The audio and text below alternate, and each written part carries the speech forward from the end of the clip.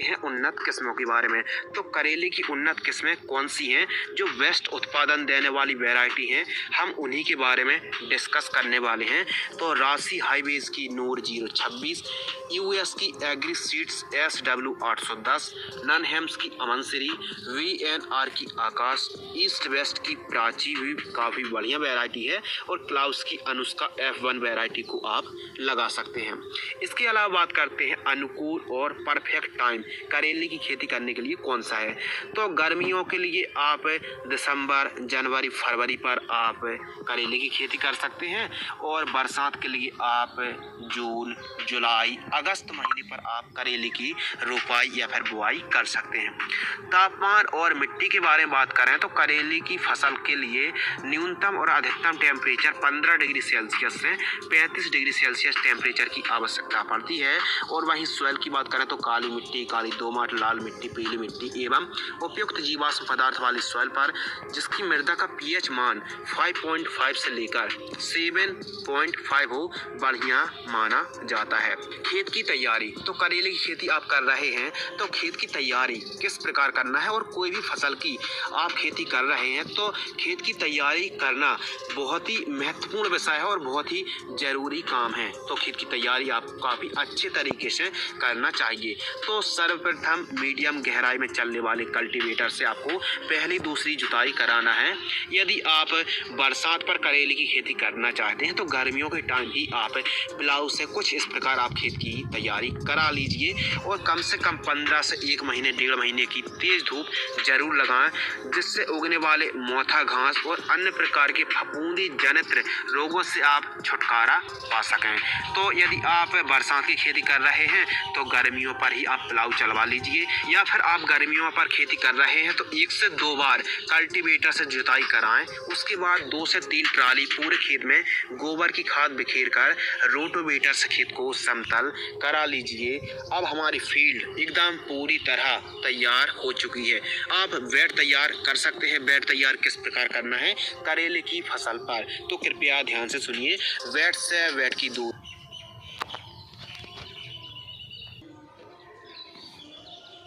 2.5 से 3.5 फीट आप रख सकते हैं, चौड़ाई 3 फीट रख सकते हैं, और बेड की ऊंचाई 1 फीट आप रख सकते हैं। बेडों को कुछ इस प्रकार बेड मेकर या फिर बेड राइजर से आप कुछ इस प्रकार बेड तैयार कर सकते हैं। मल्चिंग पेपर के बारे में बात करें तो करेले की फसल के लिए 25 माइक्रोन का आप मल्चिंग लगा सकते हैं, ये काफ़ी परफेक्ट माना जाता है। ड्रिप एरीगेशन के बारे में बात करें तो एरीगेशन सिस्टम काफ़ी इम्पोर्टेंट है, और यदि आप ड्रिप लगा रहे हैं, इंस्टॉल कर रहे हैं तो करेले की फसल पर आप 16 mm inline drip irrigation system को इंस्टॉल कर सकते हैं। अब बात करते हैं नर्सरी तैयार। आप किस प्रकार घर में ही एकदम सरल आसान विधि से सस्ते रूप में कैसे करेले की नर्सरी तैयार कर सकते हैं, तो कृपया ध्यान से सुनिए। जो हम नर्सरी तैयार करने का तरीका बतला रहे हैं, आप प्रो ट्रे पर घर पर ही तंबू या फिर झोपड़ी बनाकर एकदम स्वस्थ हरी भरी नर्सरी मात्र 20 से 25 दिनों पर आप तैयार कर सकते हैं। ट्रांसप्लांट के लिए एकदम तैयार हो जाएगी। तो आवश्यक सामग्री नारियल की खाद प्लस वर्मी कंपोस्ट की आवश्यकता पड़ेगी, और हम जो नारियल की खाद और वर्मी कंपोस्ट का मिक्सचर है उस पर हम एक फफूंदनाशक मैंकोजेब प्लस कार्बेंडाजिम एक फफूंदनाशक को मिलाने वाले हैं, और प्लास्टिक की प्रो ट्रे की आवश्यकता अनुसार हमको ज़रूरत पड़ने वाली है। तो सर्वप्रथम नारियल और वर्मी कंपोस्ट को ठीक तरीके से मिला लीजिए। उसी मिश्रण पर आप इस फंगिसाइड यानी कार्बेंडाजिम और मैंकोजेब युक्त फफूंदनाशक को 250 ग्राम मिला लेना है और ठीक तरीके से मिक्स कर लेना है। और आपको उसके बाद प्रो ट्रे पर भरकर कुछ एक बीजों की आप इस प्रकार बुआई कर देना है, एवं 3 से 4 दिनों तक कुछ इस प्रकार आपको मल्चिंग में कवर करके रखना है। इससे सीड्स जल्दी जर्मिनेट हो जाते हैं। उसके बाद आपको आवश्यकता अनुसार सिंचाई करना है। कुछ इस प्रकार की झोपड़ी या फिर ग्रीन नेट खींच कर रख दीजिए, टाइम से सिंचाई करते डालते रहिए। यदि फंगस का प्रकोप दिख रहा है तो मैंकोजेब और कार्बेंडाजिम युक्त फफूंदनाशक का आप छिड़काव कर सकते हैं। 1 लीटर पानी में 1 ml की दर से स्प्रे कर सकते हैं। यदि आपकी नर्सरी पर कोई रस चूसक कीटों का प्रकोप दिख रहा है, अटैक है, तो आप इमिडाक्लोप्रिड का भी छिड़काव कर सकते हैं। नर्सरी यदि आप कुछ इस प्रकार तैयार करते हैं तो मात्र 20 से 25 दिनों पर एकदम स्वस्थ नर्सरी तैयार हो जाएगी। एकदम कम खर्च पर, कम रेट पर एकदम नर्सरी आपकी ट्रांसप्लांट के लिए तैयार हो जाएगी। प्रति एकड़ प्लांट्स की आवश्यकता, यदि आप 1 एकड़ पर करेले की खेती करते हैं तो लगभग 4000 से 5000 पौधों की आवश्यकता पड़ने वाली है। यदि सीड्स की बात करें तो आपको लगभग 1 एकड़ पर 500 ग्राम से लेकर 600 ग्राम सीड्स की रिक्वायरमेंट पड़ने वाली है। बेसल डोज के बारे में बात करते हैं, यानी जब आप बेड तैयार कर रहे हों तो उस समय आपको कौन कौन सी खाद बेसल डोज के रूप में देनी है। तो लगभग 3 से 4 ट्राली गोबर की खाद देनी है, 50 kilogram DAP di ammonium phosphate खाद, 100 किलोग्राम सिंगल सुपर फास्फेट खाद और 35 kilogram MOP muriate of potash 60% वाली। इन सभी को मिक्स करके बेड के ऊपर देकर बेड राइजर से आप बेड तैयार करा लीजिए। जो बेसल डोज है गोबर की खाद, DAP, single super phosphate, MOP खाद को हमको देना है। जिन किसान भाइयों के खेतों पर दीमक लगती है वे किसान भाई क्लोरपाइरिफॉस या फिर फिप्रोनिल 0.3% का भी प्रयोग कर सकते हैं। प्लांटेशन यानी पौधरोपाई, प्लांट डिस्टेंस, तो आपको करेले की क्रॉप पर 2-2 फीट के अंतराल पर आपको प्लांटेशन करना है, यानी पौधे से पौधे की दूरी हम 2 फीट रख सकते हैं और एक पौधे की ही प्लांटेशन करना चाहिए। मिट्टी को हल्के हाथों से प्रेस करना है, कुछ इस प्रकार पौधा एकदम सीधा रहना चाहिए। अगले टॉपिक के ऊपर बात करते हैं सिंचाई यानी एरीगेशन। तो करेले की फसल पर आपको आवश्यकता अनुसार सिंचाई करना है। यदि हल्की मिट्टी है तो थोड़ा जल्दी सिंचाई करनी पड़ेगी और कहीं भारी मिट्टी है तो आपको जो अंतराल है थोड़ा सा गैप रख के भी आप सिंचाई कर सकते हैं। यदि आप ड्रिप पर खेती कर रहे हैं तो आप 1 दिन का अंतराल रखकर भी 1 से 1.5 घंटे रोजाना सिंचाई करते हैं तो अभी आपको काफ़ी अच्छे रिजल्ट प्राप्त होंगे। ओपन फील्ड यदि फार्मिंग कर रहे हैं आप तो फ्लैट एरीगेशन से आप 4 से 6 दिनों की अंतराल पर आप सिंचाई कर सकते हैं यदि आप सामान्य तरीके से खेती कर रहे हैं। सबसे महत्वपूर्ण टॉपिक के ऊपर बात करते हैं करेले की बंधाई। यदि आप बरसात पर करेले की खेती कर रहे हैं तो बांस के मंडप जरूर बनाइए। तो बांस के मंडप तैयार करने की, स्ट्रक्चर तैयार करने की जो सबसे सरल और आसान विधि कौन सी है, कृपया ध्यान से सुनिए। आपको लगभग 1500 से 1800 बांस के टुकड़े मजबूत और लगभग 8 से 10 फीट ऊंचाई रहित होना चाहिए।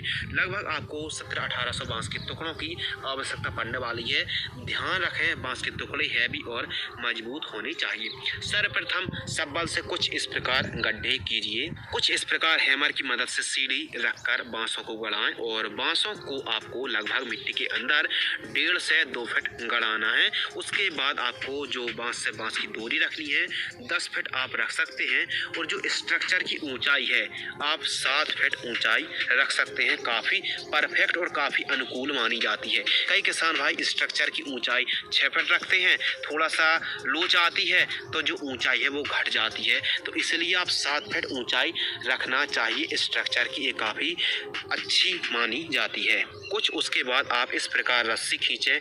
2-2 फीट की ऊंचाई पर आपको लगभग 3 से 4 लेयर रस्सी की खींचनी चाहिए। उसके बाद जो आप इस वीडियो पर देख रहे हैं रस्सी, प्लास्टिक की रस्सी, इसकी कीमत मार्केटिंग 120 से 150 रुपये पर केजी के आसपास की कीमत हमको देखने के लिए मिलती है। ठीक तरीके से खींचकर बांधें एवं ऊपर जो आप रस्सी या फिर तार खींच रहे हैं, हम तो कहते हैं जो आप इस वीडियो पर देख रहे हैं, इस प्रकार की रस्सी आप खींच सकते हैं जो कि मजबूत होती है और सालों साल चलती है। ऊपर की जो टॉप की रस्सी होती है काफ़ी मजबूत होनी चाहिए जो पूरा का पूरा वजन झेल सके। उसके बाद आपको धागे से बुनाई करनी है। कुछ इस प्रकार आप देख सकते हैं जो आप इस वीडियो पर देख रहे हैं, इस प्रकार धागे को आपको बुनाई करनी है। जब फसल प्लांटेशन से 15 से 20 दिन की हो जाए, 20 दिनों के अंदर आपको ठीक तरीके से स्ट्रक्चर बांस का मंडप बना देना चाहिए। उसके बाद शाखाओं को धागे पर लपेट देना चाहिए और समय समय पर शाखाओं को ऊपर चढ़ाते रहना चाहिए। खेत में बेड और चारों तरफ साफ सफाई होना बहुत ही जरूरी है। तो कुछ इस प्रकार आप स्ट्रक्चर तैयार कर सकते हैं, सबसे सरल और आसान मेथड है। अगले विषय के ऊपर बात करते हैं स्प्रे शेड्यूल, जो काफी ज्यादा इम्पोर्टेंट है और किसान भाइयों के लिए काम की बात भी है। तो करेले की फसल पर हम जानते हैं कि कौन कौन से कीट आते हैं, फंगस आते हैं, डिजीज आते हैं, बीमारी आती है, उसी के अनुसार हमको छिड़काव लेने चाहिए। तो हम आपको स्प्रे शेड्यूल बताने वाले हैं। तो स्प्रे शेड्यूल जानने से पहले करेले की खेती करते समय कौन कौन से कीट आते हैं, कौन कौन से फंगस आते हैं। तो कीटों की बात करें तो फल मक्खी आती है यानी फ्रूट फ्लाई आती है, सफ़ेद मक्खी आती है, रस चूसक कीटों का प्रकोप देखने के लिए मिलता है और हरी इल्ली, सुंडी, फ्रूट बोरर के साथ साथ फंगस के बारे में बात करें तो downy mildew, blight, powder mildew, leaf spot जैसे फंगस की समस्या देखने के लिए मिलती है। करेले की फसल पर फ्रूट फ्लाई, फल मक्खी के प्रकोप से सड़न की समस्या बढ़ती है।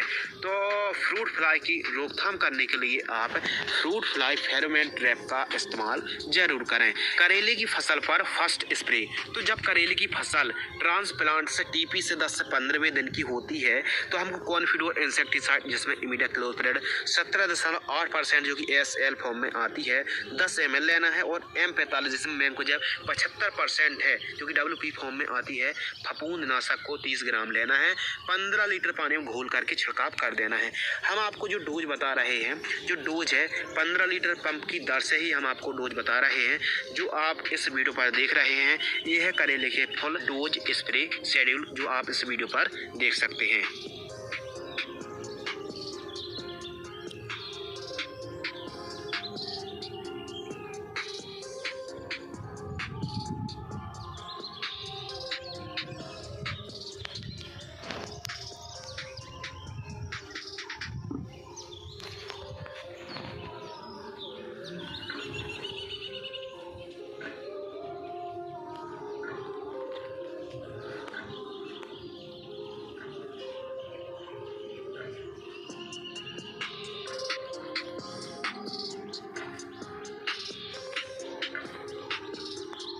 अगले विषय के ऊपर वार्तालाप करते हैं फर्टिगेशन शेड्यूल, यानी करेले की फसल पर हमको कब कौन सी खादों का इस्तेमाल करना चाहिए। यदि आप ड्रिप पर खेती कर रहे हैं तो फर्टिगेशन शेड्यूल किस प्रकार रखना है, कितने दिनों का अंतराल रखना है, शुरुआती चरणों पर कौन सी खादों का इस्तेमाल करना है, इसकी जानकारी भी शेयर करने वाले हैं। यदि आप सामान्य तरीके से करेले की खेती करते हैं तो उसका शेड्यूल किस प्रकार रखना है, इसकी जानकारी के लिए वीडियो को बिना स्किप किए वीडियो को पूरा वॉच जरूर करें। तो चलिए स्टार्ट करते हैं फर्टिगेशन शेड्यूल। शुरुआती चरणों से लेकर यानी जब आपने प्लांटेशन की है फूल आने तक वनस्पतिक अवस्था होती है तो आप वनस्पतिक स्टेज पर यानी शुरुआती चरणों से प्लांटेशन से लेकर फूल आने तक आप NPK 19-19-19, 17-44-0 और 12-61-0 जैसी NPK खादों को आप 2 से 3 किलोग्राम ड्रिप में छोड़ सकते हैं, लेकिन 3 से 4 दिनों के अंतराल रखकर आप इस NPK खाद का इस्तेमाल कर सकते हैं। यदि करेले की फसल जब फ्लावरिंग स्टेज पर होती है, फूल की स्टेज पर होती है तो आपको 0-52-34, 12-61-0, 17-44-0 जैसी खादों को आप 3 से 4 किलोग्राम 3 से 4 दिनों के अंतराल पर आप ड्रिप सिंचाई से प्रयोग कर सकते हैं। इसके अलावा जब हमारी करेले की फसल फ्रूटिंग स्टेज पर होती है, फल की अवस्था पर होती है, तब आप NPK 0050, 13-40-13, 13-0-45, magnesium sulphate, ammonium sulphate, calcium nitrate जैसी खादों को आप आवश्यकता अनुसार 2 से 3 किलोग्राम 4 किलोग्राम तक आप 3-3, 4-4 दिनों के अंतराल पर ड्रिप सिंचाई से छोड़ सकते हैं। करेले की फसल पर अधिक उत्पादन प्राप्त करने के लिए बीच बीच में आप ह्यूमिक एसिड सॉइल एप्लीकेशन से 200 से लेकर 500 ग्राम ड्रिप सिंचाई से छोड़ सकते हैं। माइक्रो न्यूट्रिएंट फर्टिलाइजर्स को ड्रिप में छोड़ सकते हैं। फेरस सल्फेट, बोरॉन को चिलेटेड, जिंक जैसी खादों को आवश्यकता अनुसार आपको प्रयोग करना चाहिए। लाइफ साइकिल के ऊपर बात करते हैं तो करेले की फसल की जो लाइफ साइकिल है प्लांटेशन से लेके एंड तक लगभग 120 से 125 दिन की यह फसल है। और यदि लागत के बारे में बात करें तो आपको लागत जो लगने वाली है 1 लाख रुपए से 1,20,000 रुपए के आसपास सभी लागतें आने वाली हैं। यदि आप फर्स्ट साल करते हैं तो आपको जो ड्रिप का खर्च आने वाला है और भी आपको अदर खर्च आने वाला बांस का खर्च आएगा। यदि आप सेकंड ईयर करते हैं तो जो बांस का खर्च है, ड्रिप का खर्च है, यह बचने वाला है और काफ़ी आपको अनुभव भी आ जाएगा। तो जो फर्स्ट ईयर होता है किसी फसल यदि आप ड्रिप पर खेती कर रहे हैं तो उसका जो खर्च है महंगा ही पड़ता है। अब बात करते हैं उत्पादन के बारे में, जो हर एक किसान भाई जानना चाहता है कि जो उत्पादन है 1 एकड़ से कितना उत्पादन निकलता है।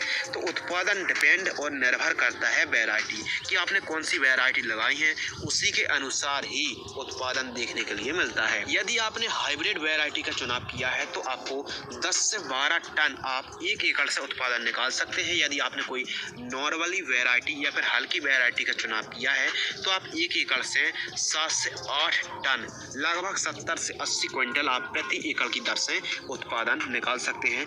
लेकिन हम आपको रेकमेंडेड करेंगे कि आप उन्नतशील किस्मों का ही वैरायटी का ही चुनाव करें और आप 1 एकड़ से 10 से 12 यानी लगभग 100 से 120 क्विंटल प्रति एकड़ की दर से आप उत्पादन निकाल सकते हैं। मुनाफा के ऊपर बात करें तो आपको जो मुनाफा होने वाला है सभी लागत को काट कर भी आप 1.5 लाख रुपए के आसपास आप 1 एकड़ से कमाई कर सकते हैं। यदि आप करेले की खेती कर रहे हैं तो कुछ जरूरी बातें, कुछ महत्वपूर्ण तथ्य जो आपको जानने में और करेले की खेती करने में काफ़ी आसानी होने वाली है। करेले की फसल पर डानी मिल्ड्यू फंगस का प्रकोप देखने के लिए मिलता है तो इसके लिए आप बोर्डेक्स मिक्सचर का स्प्रे ले सकते हैं, एक्रोवेट फफूंदनाशक का छिड़काव ले सकते हैं। इसके अलावा यदि आप चाहते हैं कि करेले की फसल पर डानी मिल्ड्यू की रोकथाम करने के लिए एक स्पेशल वीडियो तैयार करें तो इस टॉपिक पर हमारी बहुत ही जल्द एक नई वीडियो आने वाली है कि करेले की फसल पर आप डाउनी मिल्ड्यू को कैसे कंट्रोल कर सकते हैं। करेले